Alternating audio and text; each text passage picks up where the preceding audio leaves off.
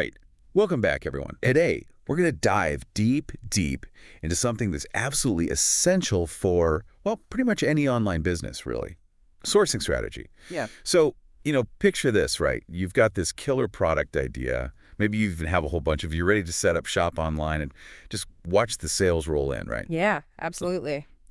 But here's the thing, and this is what a lot of people miss. You can't just stock up on stuff that you personally think is cool. I mean, it might be cool, Right. but will it sell? That's the million-dollar question, right? Exactly. We need to figure out what customers actually want. And to help us crack the code today, we've been digging into this awesome guide on sourcing and market research. I found some really interesting stuff in here that I'm excited to unpack. Yeah, it's a gold mine. Some really important points. Totally. First thing that really jumped out at me was this idea of constant sourcing. Like, it's not enough to just find some products you like and call it a day, right? Right. It's got to be an ongoing process. This quote, I think it was from some e-commerce guru, it really stuck with me. He said, "The time to think about getting new lines of stock is when your sales are riding high and everything's going well." Yeah. I've heard that before, yeah. It's a big mistake to wait until things are a bit sluggish and then start to find your next bestseller. What do you make of that?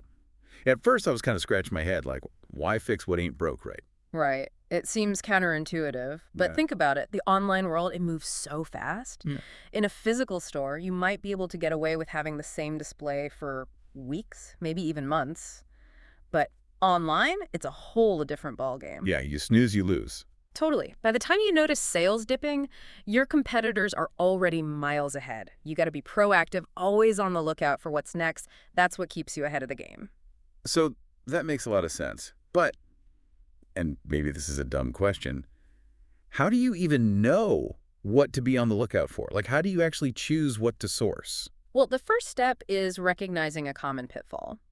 We tend to focus on what we personally like, right? We get excited about products that resonate with us, but our personal preferences, they might not always line up with what the market actually wants. And that's where data comes in, right? Exactly. It's all about making data-driven decisions. Ditch the guesswork. Tools like Terapeak, they can be a game changer. Okay, break that down for me. Terapeak, what's so special about it? So let's say you're selling, I don't know, phone accessories. Suddenly, bam!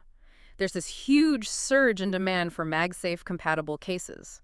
Terapeak analyzes past sales trends, basically giving you a glimpse into what's already selling well.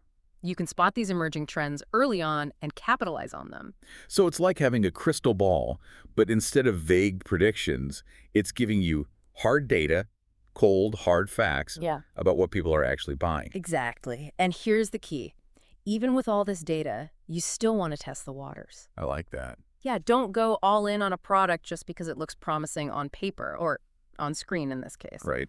Dip your toes in first, start with a small batch, see how it performs, then scale up accordingly. So it's all about mitigating risk. It's like you wouldn't jump into a pool without checking if it's heated or freezing cold. Yeah. You gotta test the waters. Exactly. And here's something I find really interesting. This whole test, don't guess principle, it's not just for online businesses. You can apply it to so many areas of life. Really? Like what? Give me an example. Okay, let's say you're thinking about learning a new skill. Instead of diving headfirst into a super intense course, why not try a few free online classes? Oh, okay. I see what you're saying. Yeah, test it out, see if it's a good fit for you before you make a huge commitment. It's about being smart, being strategic. Absolutely. So to wrap this up, it seems like the two big takeaways here are, one, constant sourcing is key for staying ahead of the curve in the online marketplace. And two, data-driven decisions, combined with a healthy dose of testing, can drastically increase your chances of picking winning products. Couldn't have said it better myself. Now, here's something I want you all to think about, and this is for everyone listening, not just online entrepreneurs.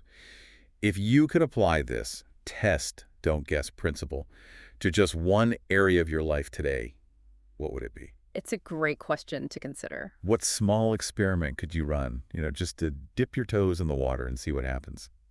Anyways, that's all the time we have for today's deep dive. As always, thanks for joining us. Thanks, everyone.